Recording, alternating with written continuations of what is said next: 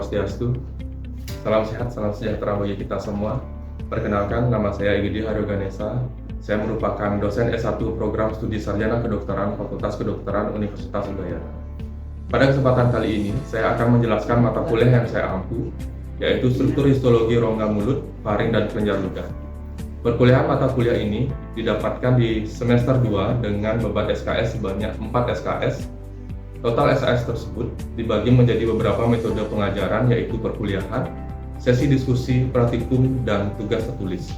Adapun capaian pembelajaran pada mata kuliah struktur histologis rongga mulut, faring, dan kelenjar ludah yaitu: yang pertama, mahasiswa dapat menjadi seorang dokter gigi muda, diharapkan memiliki proporsionalitas yang luhur dengan CPL 1, yang kedua memahami ilmu kedokteran gigi untuk menyelesaikan masalah kesehatan gigi dan mulut secara holistik dan komprehensif, itu merupakan CPL 2. Yang ketiga yaitu bekerja secara profesional dalam menangani pasien simulasi sesuai dengan CPL 4. Yang nomor 4 berikutnya yaitu adalah mahasiswa kami juga diharapkan mampu berkomunikasi efektif dengan pasien dan masyarakat. Yang kelima, dapat melakukan evaluasi dan pengembangan diri untuk meningkatkan pelayanan. Yang keenam yaitu mampu memahami prosedur diagnosis dan penata laksanaan yang holistik. Yang ketujuh yaitu mampu menata-laksanakan prosedur pencegahan, perawatan preventif dan komprehensif. Selain itu juga mahasiswa mampu merumuskan rencana pengelolaan masalah kesehatan gigi dan mulut untuk individu, keluarga, dan masyarakat sesuai dengan CPL 9. Kali ini saya akan mendeskripsikan mata kuliah struktur histologi rongga mulut dan faring kelenjar ludah. Mata kuliah ini menjelaskan mengenai bentuk lapisan dan struktur utama secara histologis yang membentuk rongga mulut, faring, dan kelenjar ludah. Materi pembelajaran pada mata kuliah ini meliputi pendalaman pada area vestibulum dan oral cavity yang proper yang dilapisi oleh mukosa dan keratinnya. Kita akan pelajari 3 jenis mukosa utama rongga mulut serta 3 struktur histologis permukaan bibir mulai dari bagian eksterna, vermilion, dan interna. Terdapat pula bagian lain yang kita akan bahas yaitu hard plate dan soft plate. Masuk lebih dalam, kita akan juga mengenal struktur histologis gigi mulai dari bagian keras yang terdiri atas enamel, dentil, dan sementum pada pulpa. Adapun gingiva dan struktur penunjang gigi yang akan kita pelajari. Kita juga akan mendalami struktur dalam lidah seperti papilla linguinalis yang terdiri dari 4 jenis yaitu papilla filimorphis, fungimorphis, foliate, dan circumvallata. Kita juga akan pelajari kelenjar ludah, liur, parotis, submandibular, dan sublinguinalis. Dalam memberikan materi pada mahasiswa, seluruh bahan perkuliahan mata kuliah ini saya akan unggah ke dalam LMS atau yang kita sebut Learning Management System yang kami namakan OASE, Online Academic Service for E-Learning. Materi perkuliahan ini meliputi slide perkuliahan, video simulasi, dan bahan ajar yang bisa diakses oleh seluruh mahasiswa secara integratif dan praktis. Saya ingin agar mata kuliah yang saya ampu dapat dinikmati dan dipahami dengan efektif oleh seluruh mahasiswa. Berangkat dari antusias ini, saya menginovasi dan strategi metode pembelajaran untuk membuat mereka ingin terus belajar, mengasah ilmu, dan banyak membaca sehingga seluruh mahasiswa dapat memenuhi capaian pembelajaran dan menguasai kompetensi yang diharapkan. Terdapat 4 metode pembelajaran yang saya terapkan, yaitu yang pertama, perkuliahan sebuah sesi kelas besar yang di dalamnya berisi paparan dasar atau prior knowledge mengenai sebuah materi perkuliahan. Perkuliahan bertujuan untuk memberikan pemahaman dan penjabaran terkait setiap pembelajaran topik pada perkuliahan tersebut. Sesi yang berikutnya yaitu sesi kedua, sesi diskusi. Setelah memahami secara fundamental isi dari perkuliahan, metode dilanjutkan dengan sesi diskusi yang umum dikenal dengan SGD, Small Group Discussion. Sesi SGD diikuti 10-12 orang mahasiswa dan didampingi oleh 1 orang dosen fasilitator. Tujuan dilakukannya diskusi ini adalah agar mahasiswa mampu mengolah paparan dasar yang diberikan sehingga mereka dapat lebih memahami materi mata kuliah berdasarkan studi kasus yang diberikan. Pada setiap sesi SGD, mahasiswa akan membuat sebuah penugasan yang nantinya akan dikumpulkan secara kolektif. Yang berikutnya adalah praktikum. Setelah memahami dan mendiskusikan setiap mata kuliah yang diberikan, terdapat sesi praktikum yang membuat mahasiswa dapat mengamati langsung hal yang mereka pelajari dan diskusikan sebelumnya. Fasilitas laboratorium di FK Unip menyediakan berbagai kebutuhan yang diperlukan sehingga mahasiswa dapat langsung memperbaiki ilmu yang telah dipelajari sebelumnya. Saya pun selalu siaga untuk mengawasi dan membimbing mahasiswa dalam mengenal setiap pembelajaran di laboratorium. Seluruh metode pembelajaran ini akan bermuara pada sesi pleno yang akan bertujuan sebagai wadah penyamaan persepsi dan menanyakan hal-hal yang sebelumnya masih kurang dan dipahami saat sesi perkuliahan ataupun SGD. Dalam sesi ini, seluruh mahasiswa kembali berkumpul dalam satu ruangan kuliah untuk mempresentasikan dan menjawab persoalan yang diberikan pada saat SGD. Mahasiswa akan mendapatkan ilmu baru, yaitu new knowledge, hasil dari perkuliahan dan diskusi yang mereka lalui. Dalam menjalankan seluruh metode mata kuliah ini, saya menyusun sebuah panduan yang berfungsi sebagai pedoman dan penuntun kepada mahasiswa dalam proses pembelajaran yang dinamakan study guide. Dalam study guide terdapat banyak informasi penting yang terkait perkuliahan, mata kuliah, dan diantaranya adalah penjelasan tentang mata kuliah, rencana pembelajaran semester RPS, capaian pembelajaran, jadwal perkuliahan secara rinci, pembagian dosen fasilitator, SGD, dan dosen pengajar. Yang keenam yaitu overview mata kuliah. Yang berikutnya kasus dan learning task yang akan dibahas pada saat SGD, judul tugas tertulis, informasi student project, proporsi penilaian mata kuliah, dan yang terakhir yaitu referensi.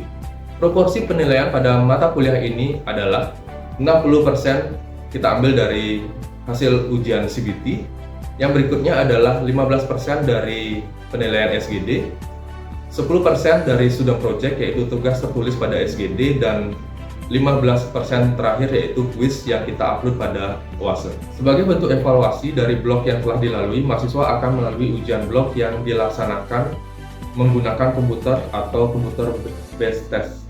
Setelah melaksanakan ujian, transparansi nilai akan segera saya umumkan melalui koordinator tingkat ataupun korti angkatan melalui grup WhatsApp bersama mahasiswa. Nilai yang telah diumumkan akan saya upload di UASE hingga dapat dilihat oleh mahasiswa masing-masing. Nilai yang dapat dinyatakan lulus sesuai dengan peraturan akademik adalah minimal B. Jika mahasiswa tidak berhasil mendapatkan nilai B, akan dilaksanakan ujian remedial yang akan dilaksanakan sesuai dengan kalender akademik. Nah, gimana kabarnya hari ini? Baik, dokter. Baik, Dok.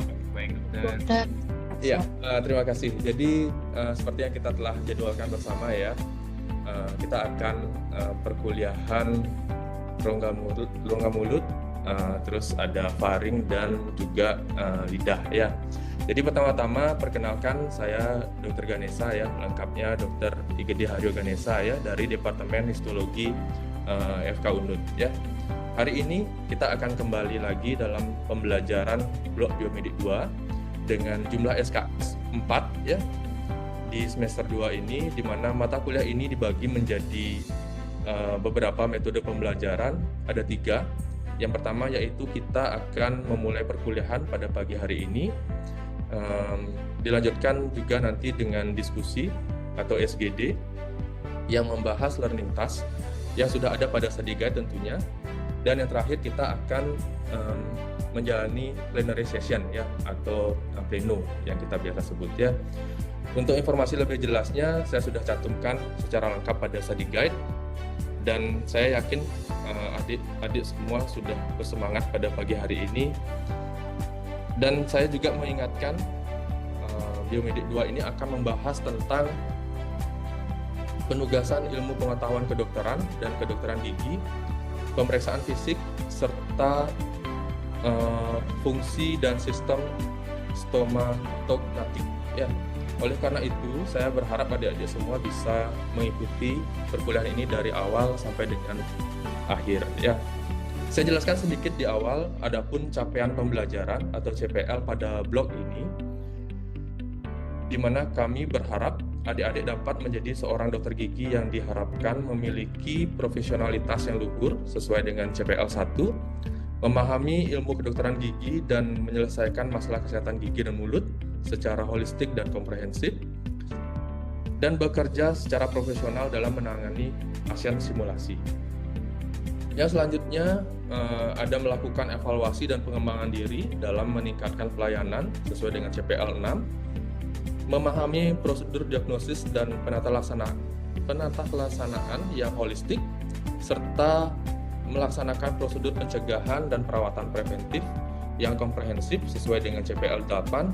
Selain itu juga mampu merumuskan rencana pengolahan masalah kesehatan gigi dan mulut untuk individu, keluarga, dan masyarakat ini sesuai dengan CPL 9. Dan pada hari ini saya akan membawakan materi tentang struktur histologis, rongga mulut, faring, dan kelenjar ludah yang bertujuan untuk memperkenalkan kepada adik-adik semua bagaimana bentuk histologi dari gigi dan jaringan penyangganya. Jadi sudah siap semua ya? Sudah dokter. Oke, mari kita mulai materinya ya.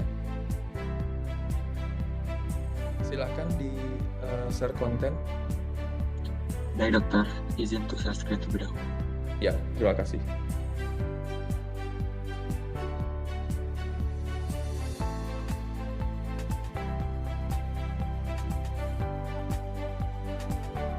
Oke, kita mulai ya kuliahnya. Jadi mata kuliah pada pagi hari ini kami beri judul struktur histologi rongga mulut, faring, dan kelenjar ludah.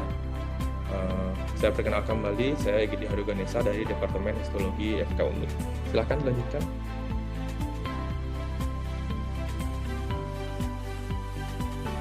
Ya, seperti yang kita ketahui bersama, kalian pasti sudah belajar ya, tentunya sudah baca-baca sebelumnya ya. Jadi rongga mulut dibagi menjadi dua area. Yang pertama yaitu vestibulum dan oral cavity yang proper. Terus ada rongga mulut dilapisi oleh mukosa yang dilapisi oleh stratified squamous epithelium, berkeratin ataupun juga tidak, tergantung lokasinya. Lapisan keratin ini melindungi mukosa mulut selama proses mengunyah, ya. Dan mukosa selalu dibasahi oleh sekresi kelenjar ludah. Ya, nanti kita jelaskan lebih lanjut. Silahkan dilanjutkan. Ya, berikut gambaran dari oral cavity proper dan vestibulum, di mana di sini adik bisa melihat ada internal naresnya, ada oral cavity, rongga mulut ya, ada uvula tentunya. Pasti kalian sudah tahu ya, pasti sudah belajar anatomi sebelumnya. Terdapat epiglotis di bawah sana, berikutnya laring, dan yang terakhir yaitu esophagus ya. Nah, di sini ada pembagian 3 region ya. Yang pertama nasofaring, yang berikutnya orofaring, dan yang paling bawah itu yaitu laryngofaring. Silahkan dilanjutkan. Ya, berikut gambaran oral cavity proper dan vestibulum yang lebih deep lagi ya, dimana jika adik melihat di sana yang paling jelas ketara ya, yang di luar yaitu upper lip dan lower lip, dimana kalian juga bisa melihat di sana yang saya cetak tebal yaitu salivary duct orifice ya, yang sublingual, ada mandibular, ada juga di sana kalian bisa melihat gigi ya, ada gigi V dan lingual, frenulum, dan lidah tentunya ya. Silakan dilanjutkan. Demikian penjelasan saya mengenai sistem mata kuliah struktur histologi rongga mulut, faring, dan kelenjar ludah yang saya ampu. Saya harapkan agar mata kuliah ini mampu mencerdaskan calon-calon tenaga kesehatan dan meningkatkan kualitas kesehatan Indonesia ke depannya. Terima kasih. Om Santi Santi Santi Om. Salam sejahtera bagi kita semua.